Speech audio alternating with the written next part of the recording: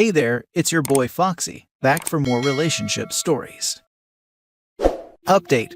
When I was a teenager, my brother assaulted me. My parents never believed me and did nothing. Now they demand me to save my father and apologize to my brother. Original post.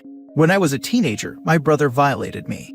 Despite me being 2 years older than him, he was bigger and stronger than me. He threatened to hurt me, told me that no one would believe me, and kept doing it until I had enough and told my parents about it. Sadly, he was right. My parents didn't believe me. They were really mad and punished me hard for saying those horrible things about my brother. He was always their favorite, so they couldn't believe he'd done that. I tried really hard to convince them, even showed my mother the bruises on my legs and the marks of his bites, but she refused to believe me. The moment I was able to, I ran away from home. For years I resented them, even hated them. My brother for what he did, and my parents for doing nothing to help me. They only knew the truth because one day my brother was really drunk and told my dad about it. He told him how I was his first and how much fun he got from me.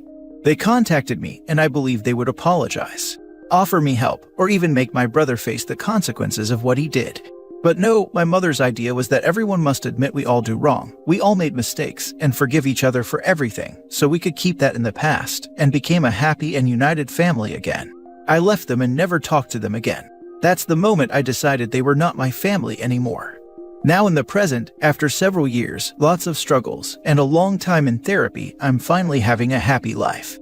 I'm married to a wonderful man and aiming to someday start a family with him. Then recently my mother found me. My father is sick and his liver is failing and needs a new one.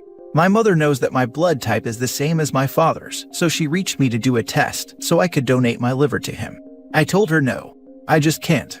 Not to him, not to any of them. She said that I owe him that at least, that I was being an ungrateful daughter, that he is my father, and that's the least I can do for the family. That I have no right to be so spiteful for a silly teenage mistake, and I was killing him in saying no. I tried to stay strong, until one day my brother contacted my husband. Besides telling him about my father's situation and how I said no, he told him lots of awful things and lies about me, saying how I used to be an easy one, a liar, that I offered myself to everyone. He even lied about how I took advantage of him, even mentioned details of my body that would be impossible to know in a normal situation. He called me the worst scumbag to ever lived. My husband didn't know anything about my past. I only told him that my family was horrible, but never told him everything. He didn't believe him, but he wanted to know the truth and asked me my version. I broke down and cried like never before while I told him everything. He hugged me all that time, making me feel protected. My mother and brother are still harassing me, trying to guilt me until I accept to do the tests. They even demanded that I apologize to them. My husband has helped me a lot with them, keeping them away.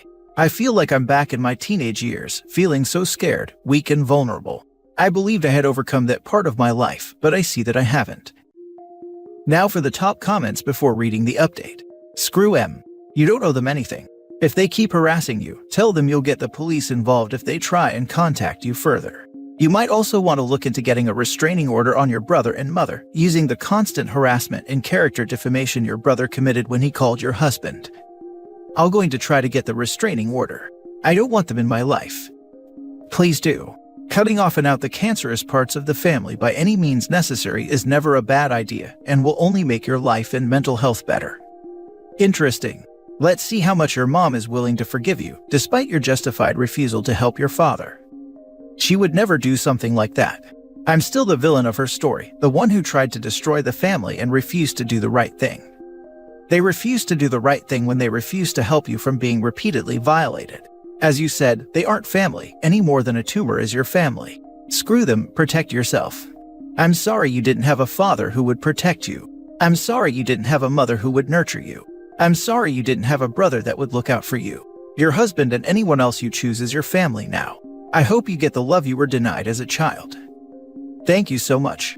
Indeed, my husband and the ones I choose are all the family I need. Your family is a flaming bag of crap. Contact your cell phone provider and see if they can block their numbers permanently and or take out a restraining order against them. Your family is who you consider family. Blood relation no longer means family from the moment they refuse to listen and disrespected your boundaries. You don't owe them anything and don't have to do anything you don't want to. As others have mentioned, keep track of their harassment and install cameras in your home if you haven't done so already. And now for the update. I want to thank all of you. These last few days have been terrifying. Lots of things happened and I don't know where to start. I felt weak and defenseless, and I was about to break down multiple times. But all your support helped a lot, helped me to comprehend I'm not the monster here, that they had no right of anything from me. Having people telling me almost every day that they are the evil ones, and the support of my husband had made me stay strong. I don't know how to say thank you enough to all of you. After reading your comments, I tried to take all your advice. I asked to talk with them, to get information and maybe some recordings.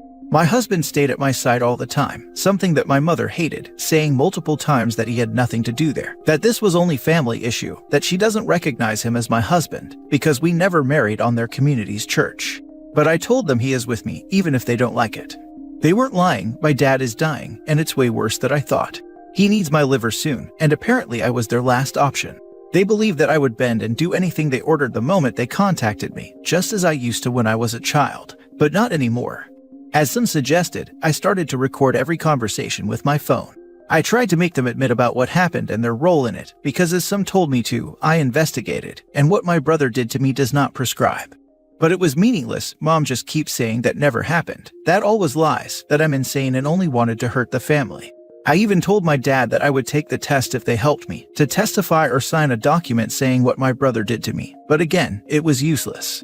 Mom keeps saying that never happened and I was lying, and Dad, he acted like I insulted him, saying things like, "How I dare you try to extort them with something like that, that I should be ashamed for everything I did to them, and that I should be the one kneeling in front of them, begging for their forgiveness, and offering everything I had to save his life." After everything that happened, even in that situation, they still believe I'm the problematic child they always claimed I was, that they still had authority over me, and that I owe them this. I was done after that. I told them I'm not doing that they have no right to ask me anything, that I don't consider them my parents since they enabled my brother to do that to me. My husband and I left them. But on the way to the car, my mother followed us, yelling at me for killing my own father. She even quoted the Bible saying that I should obey my father and mother, but looks like I wanted to add another sin to my list. Since then, the harassment became worse. I'm getting called every day, lots of awful texts, calling me selfish, calling me murderer. I tried my best to keep and look strong, but I had been breaking down in tears every day in the shower. It still hurts. We tried for the restraining order, but it's going to be stupidly slow, as they don't believe I'm an immediate risk. And because it's December and people don't do much on these days. But my breaking point was 2 days ago, when my mother called again. I take all the calls and record them, to try to have something that will help me in case she says something or admit what my brother did. But this time she went right to hurt me. She always knew how to hurt me, what buttons press. She told me lots of awful things, like how they told everyone in their community that I ran away because I was an addict and became a prostitute, that I was a shame, that I will burn in hell for killing my father, for lying and turning my back to the family. She told me how I was damaged goods, that no one would ever really love me for not being pure, that man I call my husband would use me, get bored, and leave me as the trash I am, and that every man would do the same. She kept on it for 30 minutes. I tried to reply at the beginning, make her say something, make her to commit a mistake, but at some point it was too much. I couldn't stand anymore and break. My husband found me on the floor. I was a crying mess, shaking. I tried to be strong, to face them, to maybe find some justice for what he did, but I couldn't take it anymore. I'm just not that strong. He hugged me while I cried. I begged him to never leave, to love me, to take me away from there. I didn't want to know anything about them. He let me cry and supported me until I fell asleep. I don't know how he did it, but I woke up in bed. It was 4 a.m. when I woke up, and he was still awake taking care of me. I told him that I couldn't do it anymore. I can't stand against this, the transplant, trying to make my brother pay. I was done and just wanted to escape. He told me that we would do anything I wanted, as long as I was safe and happy. Yesterday he came to me and asked me if I really meant what I said about an escape.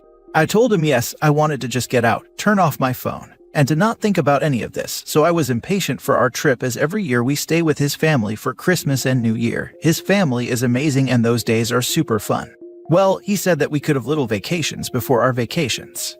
He said that after a little research, he got us a trip to Las Vegas and Disney. He got everything ready, only needed to confirm, so he was asking me if I really wanted to get out. I was shocked. I freaking love Disney and always wanted to go to Disneyland. I wanted to say yes, but how are we going to pay it? We are not poor and have some savings, but everything he was offering me sounds really expensive. To put you in context, my husband loves video games, and beside our own savings, he has been saving to buy a complete gaming setup. He wanted to buy it for his birthday, but he told me that after he saw me and how I was, he needed to do something, so he decided to take that money and use it. This is one of the most beautiful things he had done for me. I cried and hugged him, and now we are going to the USA. I'm aware this is not a solution, and these monsters will still be there when I return. But with this, I'm getting away from them, to have peace and fun, and to be surrounded of people that love and care about me. To me, that is a win. I notified the hospital that I'm being pressured into being a donor, and that I don't want to do it. That now, no matter what, I'm not giving him anything. I send a final text to my mother, saying I will never do it, to stop harassing me and never try to talk to me again, and that I will go to the police and do everything I can to put my brother in jail. I don't want any of them in my life again. I blocked my mother's number and every unknown number that they had used this past few days, and I'm going full no contact again. It's going to be hard, long, and painful, but I had my husband's support and all you beautiful Reddit people. Again, thank you and happy holidays to everyone. You are doing right by yourself in doing what you are doing, but do make sure to keep all the evidence you can just in case something happens. But be prepared for gaslighting like what they were doing before. Keep hard evidence that cannot be explained away, such as text or recordings. My guess is they won't stop until they have you under their control again. That means doing everything they want you to do, and only doing what they approve of. If your brother tries your husband again, try and make sure he also records and saves. Thanks. We are keeping everything. Lol, you can't murder someone by depriving them of a freaking transplant. Life is finite, it ends, it's supposed to. That's why health is so precious. Your family sound as screwed in the head as mine. I disowned both sides 11 years ago. No contact means no contact. Don't check anything, don't leave your guard down anywhere or anytime, but don't care either. After about a year, it will feel like things were always this way, and just so peaceful. I've also been divorced in another country after 10 years of marriage, and left with nothing, to start over from the bottom. I got on just fine. Believe in yourself, blood doesn't mean anything, real family won't ever treat you like that. You got this, and you aren't alone, nor the first, nor the last to have to do this. Stay strong, OP, you've got this. Enjoy Disney and let your family rot. Thank you. I will enjoy it. I wanted to go since I was a child. While in Vegas, send a video of you doing shots, and then block them in every aspect you can. They really reap what they sow. Besides, I'm sure your father is in need of a better liver, and not from some cheap woman as they like to say. That would be a great idea, but I don't want to have any type of contact with them at all. Now for the last story. My wife and son blame me for my oldest son's death. 10 years ago, my oldest son started a job working the graveyard shift. He was 20 years old. He was having trouble staying awake on his drive home from work in the mornings. So he came to stay with me because I lived closer to his job, because he still had 2 weeks before he moved into his new apartment real close to his job. After about 4 days of him staying with me, I forgot about him having trouble staying awake on his drive home in the morning. I had gotten an all-inclusive ticket to a baseball game, and I was taking my youngest son and all his friends. When I came home from work that day, I was excited about the game and I wasn't thinking. I woke up my oldest son out and asked him if he wanted to go to the game. He looked at me crazy and then got up to go to the restroom without saying anything. His mother walked in at that time and saw him and said, "Boy, what are you doing up?" My son replied, "Some fool woke me up." We went to the game, and that next morning when I was at work at 8:17 a.m., my son had fallen asleep and went head-on into an 18-wheeler and killed. My wife and youngest son knew about me waking him up, and they held it against me. Within 2 years, my son had moved off for college, and my wife divorced me. For 10 years, I've been living with this debilitating guilt and self-loathing. It has ruined my life. I'm on medications for severe depression and PTSD. I lost my business, my house, my wife, both my sons, my health, and my dog. I sit here 10 years later still suffering from that eventful day. Every day I hear the words, "Some fool woke me up." Every day I see his burned-up body and images in my head. I recently wrote this article for another sub, and got a lot of good advice. I haven't seen or talked to my wife and son except a handful of times in the past 10 years. I'm thinking about confronting them, even now that I'm divorced and my son is married with a kid that I've never met. I need some type of closure so I can finally heal. How do I confront them and try to get them back in my life? Or should I just let sleeping dogs lie? I really miss my younger son and want to be a part of my granddaughter's life. Now for the top advice. Oh wow, I'm incredibly sorry to hear about this heartbreak. I can't imagine. Truthfully, it seems as if your ex-wife and younger son were looking for answers and for someone to blame, and you unfairly became that person.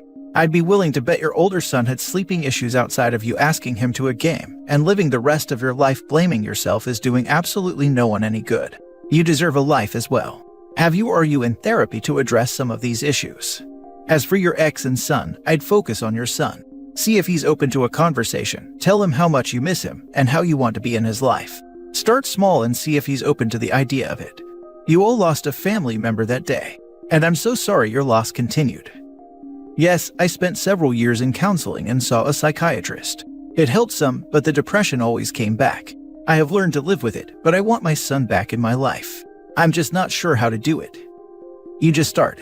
Reach out to him by email, letter, or message on social media, whichever you have access to. Just start by being honest about how much you miss him and ask if he'd be okay talking and maybe reconnecting. I have messaged him dozens of times in past years. When I found out about medical school, when I found out he got married, when I found out he bought a house, had a child, and on and on. He never answers me back. Oh my god, OP, my heart breaks for you. You certainly have complex PTSD. I don't know if you've sought therapy or if you've heard this before, but it is not your fault what happened. It is so obvious you loved your son. That accident did not happen because you woke your son up. It sounds like he was chronically sleep deprived or having trouble adjusting to an unnatural sleep cycle. I am also someone who is so defined by someone dying. Please message me if you want to. I'm so sorry, OP. Thanks, that means a lot.